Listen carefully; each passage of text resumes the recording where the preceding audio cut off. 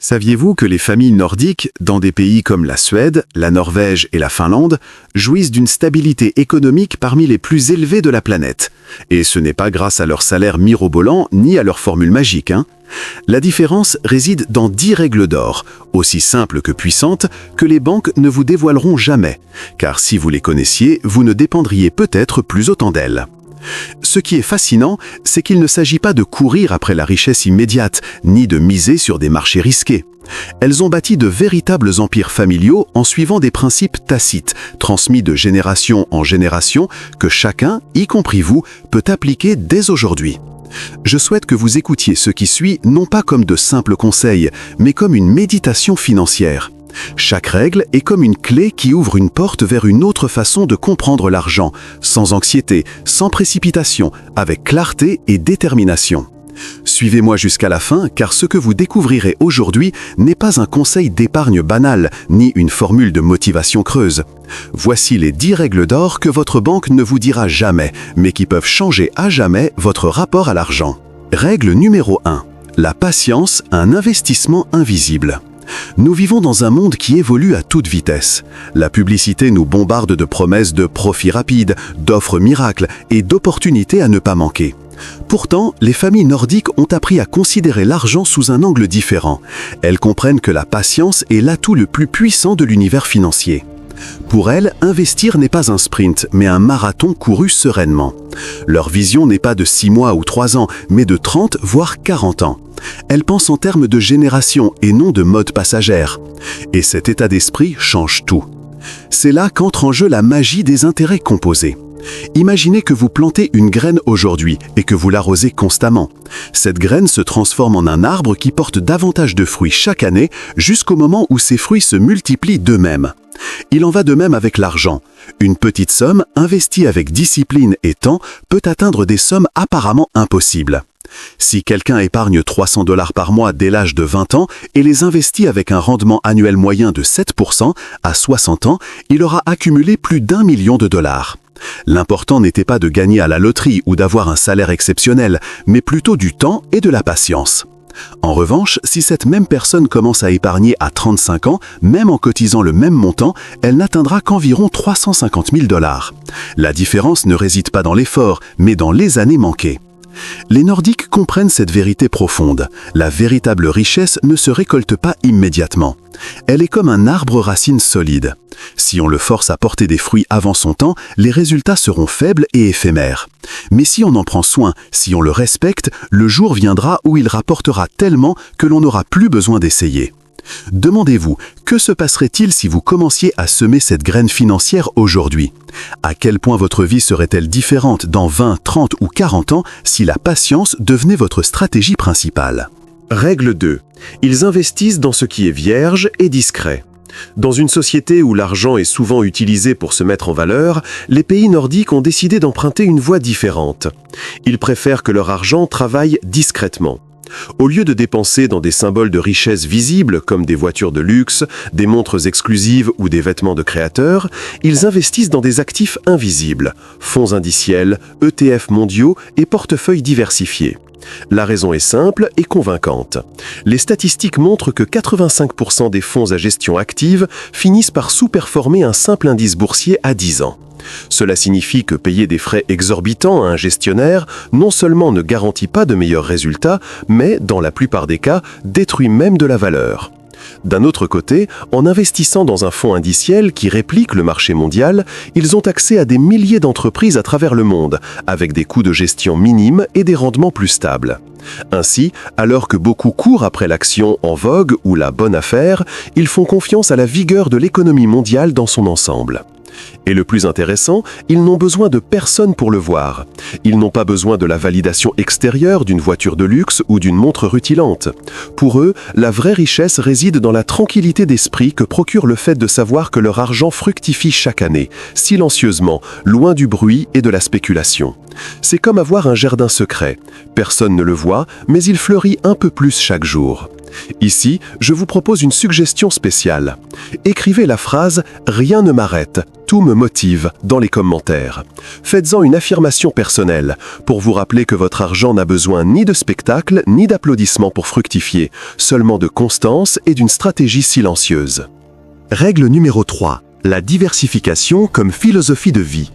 Pour les familles nordiques, la diversification n'est pas seulement un terme financier, c'est presque une philosophie de vie. Elles comprennent que placer tous leurs espoirs dans un seul revenu, un seul pays ou une seule entreprise, c'est comme construire une maison sur une seule colonne. Il suffit d'un tremblement de terre pour que tout s'effondre. Elles appliquent la diversification à chacune de leurs décisions. Elles ne comptent pas sur un seul salaire. Elles disposent souvent de revenus complémentaires provenant de loyers, d'investissements en bourse, d'entreprises familiales, voire de petits projets annexes. Sur le plan financier, elles investissent dans des milliers d'entreprises de taille, de secteurs et de pays différents. Et voici le secret. Elles ne se préoccupent pas de deviner quelle entreprise sera le prochain Apple, mais misent plutôt sur le fait que, sur le long terme, la croissance mondiale compense les déclins individuels. Selon un rapport MSCI, entre 1970 et 2020, l'indice boursier mondial a progressé en moyenne de 7% par an, malgré plus de 12 crises internationales. La leçon est claire, ceux qui ont diversifié leurs placements ont pu poursuivre leur progression, tandis que d'autres ont vu leur fortune s'évaporer car ils concentraient tout dans un seul actif ou un seul pays. La métaphore d'un navire nous aide à mieux comprendre cela. Imaginez un bateau à plusieurs compartiments. Si l'eau pénètre dans l'un d'eux, les autres le maintiennent à flot. C'est ainsi que fonctionne la diversification. Elle protège, stabilise et nous permet de dormir sur nos deux oreilles, même en pleine tourmente économique. Dans les pays nordiques, même les petits épargnants adoptent cette vision globale. Même s'ils investissent des sommes modestes, ils préfèrent les répartir sur différents horizons plutôt que de les concentrer sur une seule destination. Et cette discipline, maintenue depuis des décennies, leur confère une sécurité que de nombreux pays leur envient. Règle numéro 4. L'éducation, l'actif le plus rentable. S'il y a une chose qui distingue les familles nordiques, c'est qu'elles ne considèrent jamais l'éducation comme une dépense. Pour elles, la connaissance est l'actif offrant le meilleur retour sur investissement. Un diplôme universitaire n'est pas un objectif, mais simplement le début d'un parcours d'apprentissage permanent. Elles le comprennent de manière pragmatique. Améliorer le capital humain signifie avoir une plus grande capacité à générer des revenus, à se réinventer en temps de crise et à accéder à des opportunités que d'autres ne voient pas. Et elles le démontrent avec des données. L'OCDE a montré qu'en moyenne, une personne ayant suivi une formation continue peut gagner entre 30% et 40% de plus qu'une personne qui s'arrête à une éducation de base. Mais cela va au-delà de l'argent. L'éducation leur confère indépendance mentale, esprit critique et capacité d'adaptation aux évolutions technologiques et professionnelles. Pensez à la dernière décennie. Des professions entières ont disparu, tandis que d'autres, comme l'intelligence artificielle ou les énergies renouvelables, ont créé des milliers de nouvelles opportunités. Ceux qui ne se tiennent pas à jour sont laissés pour compte. Ceux qui investissent dans leur esprit trouvent toujours un moyen d'avancer. Les Nordiques inculquent également cette habitude à leurs enfants. Apprendre une nouvelle langue, maîtriser une technique ou perfectionner un art n'est pas une préoccupation secondaire, mais fait partie intégrante du plan de prospérité familiale. Tout comme ils économisent, ils accumulent des connaissances. C'est pourquoi je vous propose une suggestion. Écrivez dans les commentaires « J'accepte le succès et le bonheur dans ma vie ». Car chaque fois que vous choisissez d'apprendre, d'acquérir de nouvelles connaissances et de vous épanouir, vous acceptez de nouvelles opportunités et une vie plus prospère. Règle numéro 5. Épargner d'abord, vivre plus tard. Dans une grande partie du monde, la formule financière la plus courante est les revenus, puis les dépenses, et s'il reste, l'épargne. Mais dans les pays nordiques, cet ordre est complètement inversé. L'épargne vient en premier et non en dernier. Dès qu'ils perçoivent leur salaire, ils mettent de côté un pourcentage fixe qui est directement investi, comme s'il s'agissait d'un engagement indéfectible envers eux-mêmes. Ce n'est qu'ensuite, avec ce qu'il reste, qu'ils organisent leurs dépenses quotidiennes. Ce changement de mentalité, bien qu'apparemment simple, fait la différence entre ceux qui recherchent constamment la stabilité et ceux qui la savourent. Le plus intéressant, c'est que peu importe que l'on gagne beaucoup ou peu, ce qui transforme véritablement, c'est la constance. Un travailleur qui gagne 1 000 $ par mois et épargne un taux de 20% pendant 30 ans, avec un rendement annuel moyen de 7%, peut accumuler plus de 250 000 $. Ce capital, né d'une décision mensuelle, devient la clé de la liberté. Les Nordiques considèrent cette habitude comme un impôt personnel, un hommage qu'ils se rendent à eux-mêmes, non pas avec un sentiment de perte, mais avec la certitude de construire un avenir sûr. Au lieu de dépendre des gouvernements ou de retraites incertaines, ils tracent leur propre chemin vers l'indépendance. Dans leur culture, l'épargne est incontournable. Tout comme personne n'hésite à payer sa facture d'électricité ou d'eau, ils n'hésitent pas à se payer en premier. Et ce geste, répété sans cesse, est ce qui distingue ceux qui atteignent la vieillesse l'esprit tranquille de ceux qui arrivent avec des inquiétudes. Demandez-vous, que se passerait-il si chaque mois, avant toute dépense, vous décidiez de vous payer en premier ? Ce petit changement de discipline peut changer le cours de toute votre vie financière. Règle numéro 6. La simplicité, symbole de grandeur. Dans de nombreux pays, la richesse se mesure à l'onde de symboles visibles. Immenses maisons, voitures de luxe, vêtements de créateurs ou voyages extravagants. Cependant, dans les pays nordiques, la situation est différente. La simplicité est le véritable symbole de grandeur. Ils n'ont pas besoin de montrer au monde ce qu'ils ont, car leur tranquillité financière en est la preuve la plus convaincante. En Suède, par exemple, il est courant de voir des millionnaires conduire des voitures modestes ou vivre dans des maisons fonctionnelles. Cela n'est pas dû à un manque de ressources, mais parce qu'ils comprennent que chaque centime dépensé en ostentation est un centime qui perd son potentiel de croissance. Ils préfèrent allouer leur surplus à des actifs qui leur assureront la liberté demain, plutôt que de le dépenser dans des objets qui ne procurent qu'une satisfaction momentanée. Des études montrent que ce mode de vie présente un avantage certain.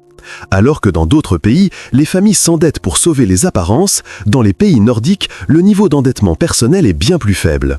Cela leur permet de disposer de plus de liquidités pour investir et saisir des opportunités inaccessibles à d'autres. En bref, dépenser moins aujourd'hui signifie avoir plus d'options demain. La simplicité n'est pas une question d'austérité ou de sacrifice, mais plutôt de stratégie.